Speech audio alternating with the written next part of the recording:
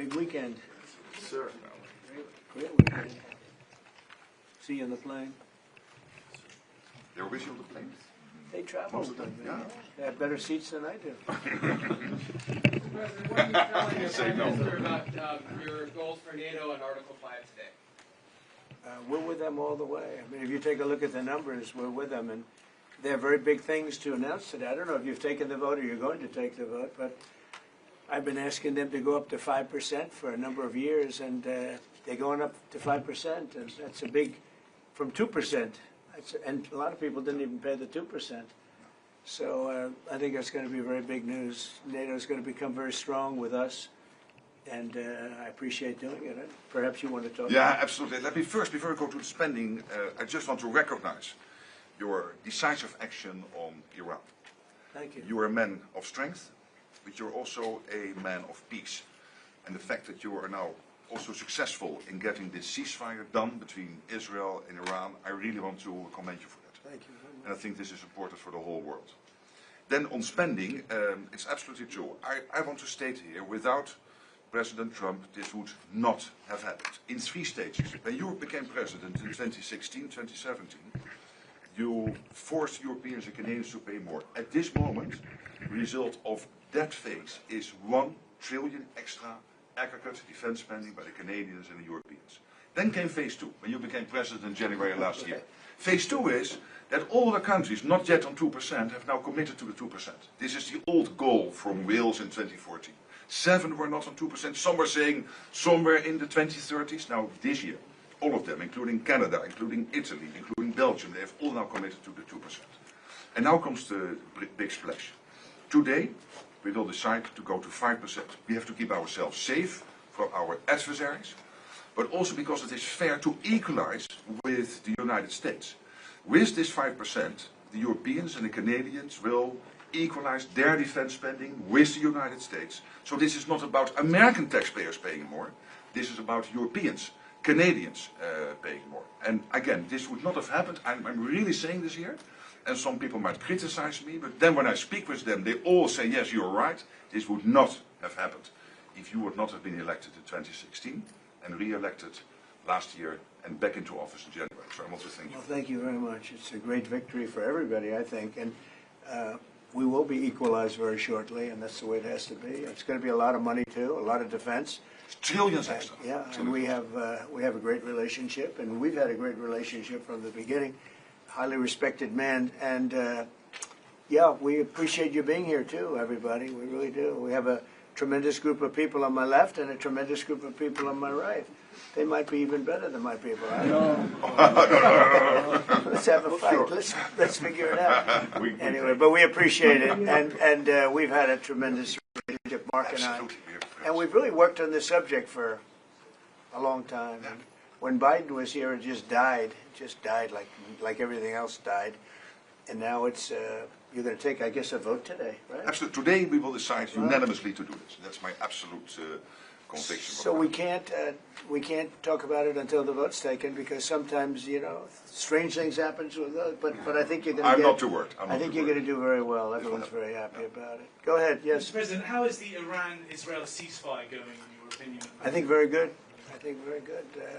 Israel came back yesterday. I was so proud of them because they came back. You know, they went out because they felt there was a violation, and technically they were right, but it just wouldn't have worked out very well. And they brought the planes back. They had gone on to another journey because there was a little bit of a violation, and I said, you got to get them back. And they came back, and it was a great thing, and it's going very well. Mr. President, what are your sort of response to the foreign minister saying he still wants to enrich nuclear? Hello, Katie. She's so great, this one. Any question she asks, I'll answer. Well, maybe I better not say that. What was your question? What is your response to the Iranian foreign minister continuing to say Iran will enrich uranium and pursue nuclear weapons? Well, I don't know if they've said that, but I'll tell you, the last thing they want to do is enrich anything right now. They want to recover. And we won't let that happen, number one. Militarily, we won't. I think we'll end up having somewhat of a relationship with Iran. I see it. Look, I've had a relationship over the last 4 days. They agreed to the ceasefire. And it was a very equal agreement. They both said, that's enough. They both said it. But no, they won't do that. The last thing they want to do, Katie, is enrich. They're not looking to they're not. Can you imagine after all of that they're going to say, "Oh, let's go and do a bomb." There could be a day in the future, and then somebody else taking our place will be saying, "Don't do it," and maybe they won't do it as well. I don't know, but they're not going to have a bomb, and they're not going to enrich. And we believe all of the stuff is down there. We don't think they had nearly the time, because to get that out is a very difficult thing. It's not like moving a package or taking this carpet up and moving it. It's very difficult. It's very dangerous to do. We believe it's all down there. We had a tremendous victory, a tremendous hit, and because of that, I don't think they would have been down there, because they knew we were coming. When they know we're coming, they're not going to be down in that 30 stories underground. So no, I think it was just a tremendous victory for everybody, including Iran. Look, they've got a country, and they've got oil, and they're very smart people, and they can come back. Israel got hit very hard, especially the last couple of days. Israel was hit really hard. Those ballistic missiles, boy, they took out a lot of buildings. And they've been great. Bibi Netanyahu should be very proud of himself. And they've really been great. But they're not going to be building bombs for a long time. Mr. President, what's your reaction to the intelligence reports saying that the Iranian nuclear sites were only partially devastated, not entirely? Yeah, well, they said it was actually, the report said it could have been they don't know. I mean, they did a report. I could have Pete talk to it because his department did the report. They really don't know. I think Israel's going to be telling us very soon, because Bibi is going to have people involved in that whole situation. We hear it was obliteration. It was a virtual obliteration. When you take a look at the ground above, don't forget, the flame is all underground. But everything above, if you look at the before and the after picture, everything above is burned black. The trees, everything. There's one building, but that's a building that sunk substantially into the granite, so that the fire goes right over it. I believe it was total obliteration.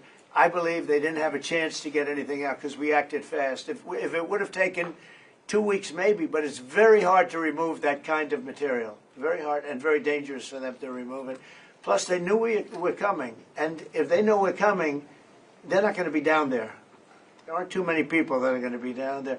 Pete, do you have something to say about that? Well, Mr. President, when you talk to the people who built the bombs, understand what those bombs can do, and deliver those bombs, they landed precisely where they were supposed to, so it was a flawless mission. Flawless.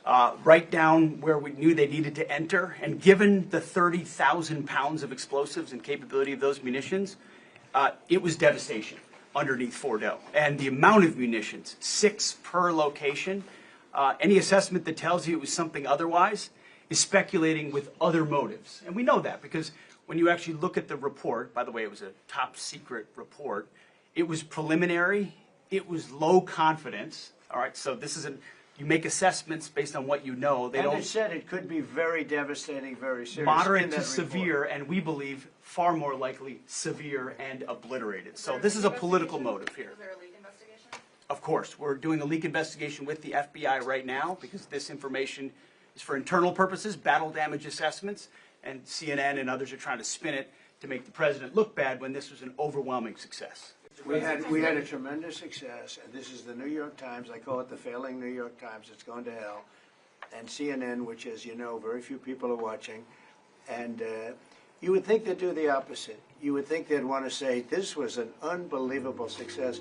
And the thing that hurts me is it's really demeaning to the pilots and the people that put that whole thing together, the generals. That was a perfect operation. And when you look at the holes, and this was done from 52,000 feet, there was no moon, there was no light, and those 3 holes are right together. And also, and nobody talks about this, we shot 30 Tomahawks from submarines, in particular one submarine, but that was 400 miles away. Mm-hmm. And every one of those Tomahawks hit within a foot of where they were supposed to hit, took out a lot of buildings that Israel wasn't able to get. We took them out with Tomahawks. We don't even talk about that.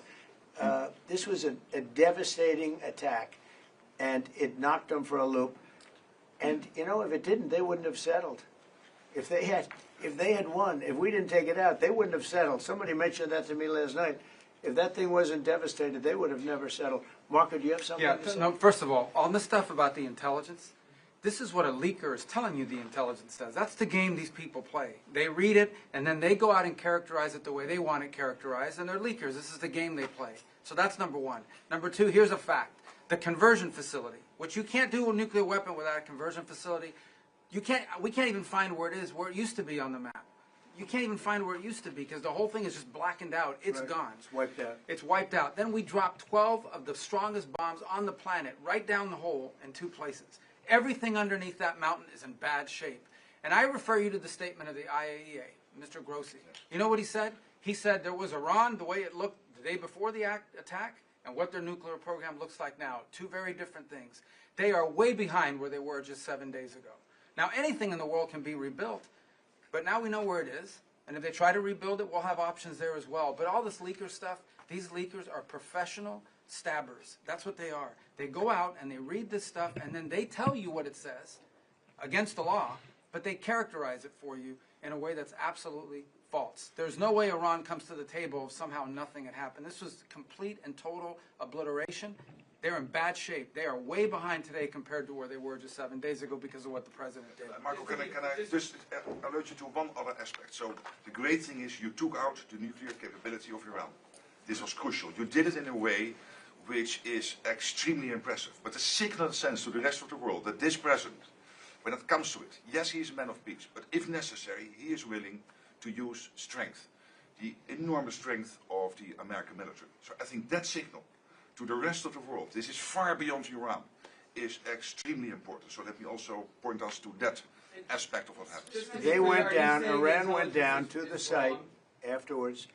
They said it's so devastated, and they settled when they saw what we did to it. And frankly, if we didn't do that, they would have had a lot of ammunition to keep going. They wouldn't have settled. Somebody brought that up, and 2 Iranians went down to see it, and they called back, and they said, this place is gone.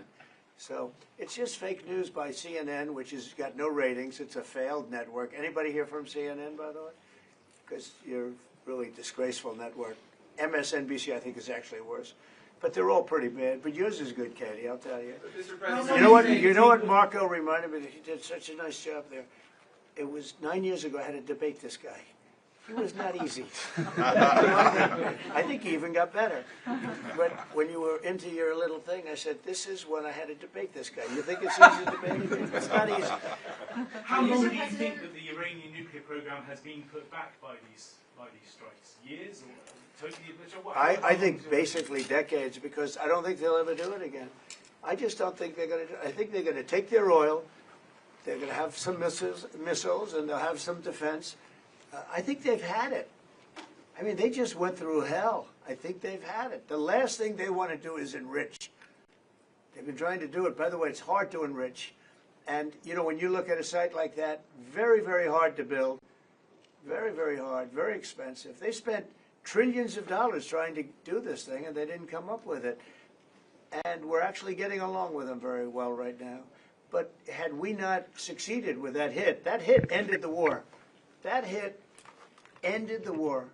I don't want to use an example of Hiroshima. I don't want to use an example of Nagasaki. But that was essentially the same thing. That ended that war. This ended that with the war.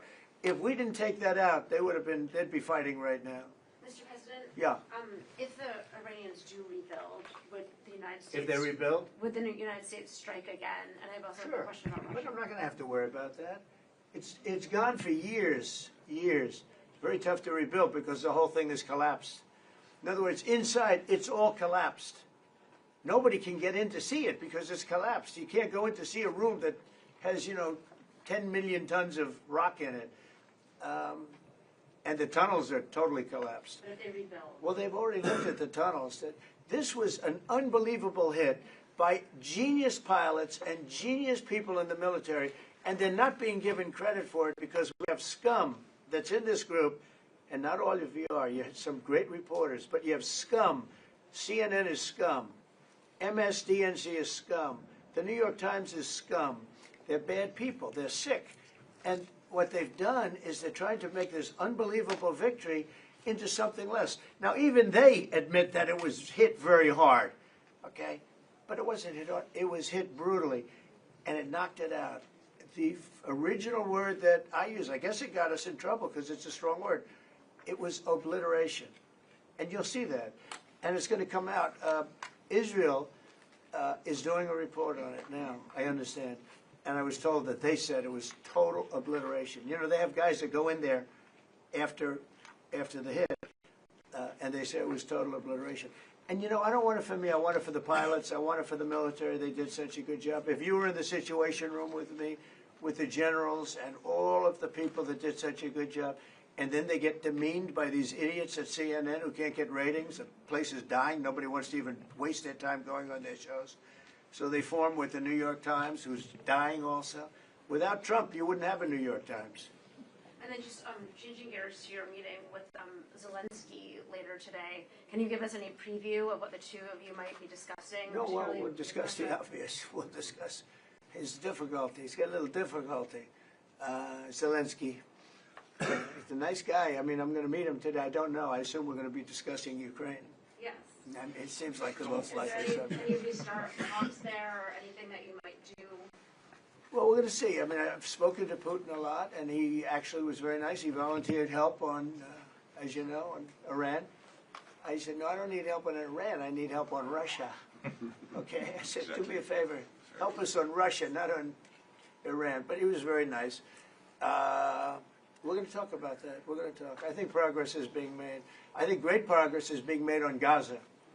I think because of this attack that we made, I think we're going to have some very good news. I was talking to Steve Witkoff, who, by the way, is terrific, and who knows more about this subject than anybody, the subject of what we were just talking about. He was on last night with Jesse and with Laura and with Sean. And boy, Susie, he has a great take on it. He just explains it so easily. He's really very knowledgeable. But he did tell me that Gaza is very close. Don't we have to go to John? Oh, okay. Yeah, should we go on? One follow-up on Iran. Both you and Secretary Rubio and Hegseth mentioned the leaders. But can you clarify, is the intelligence correct or is the intelligence wrong? Well, the intelligence was very inconclusive. The intelligence says we don't know. It could have been very severe. That's what the intelligence says. So I guess that's correct. But I think we can take the we don't know. It was very severe. It was obliteration. And you'd think that a media outlet would say, isn't that a great thing? I mean, more importantly for the pilots, for the military, you take their guts out. You take their absolute guts out. They had a tremendous attack. It was a complete obliteration. The other team, the other group, Iran, said, let's stop this. And you know what? Israel said it too. Very smart. They fought like hell, and then they said, let's stop. And they're going to build themselves. And I really see it as sticking.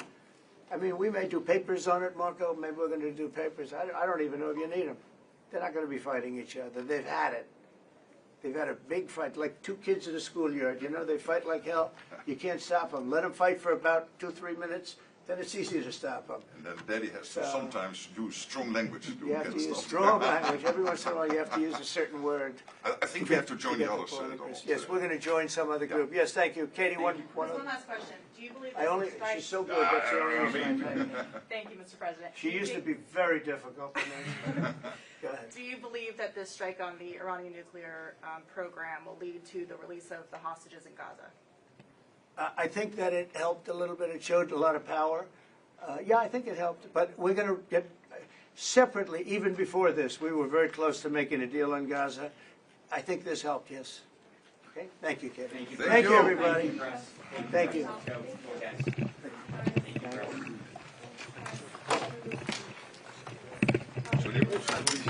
Let's go. Thanks, guys. See you standing there in the door. It's up there. Yes, wait, guys. Very local. Thank you.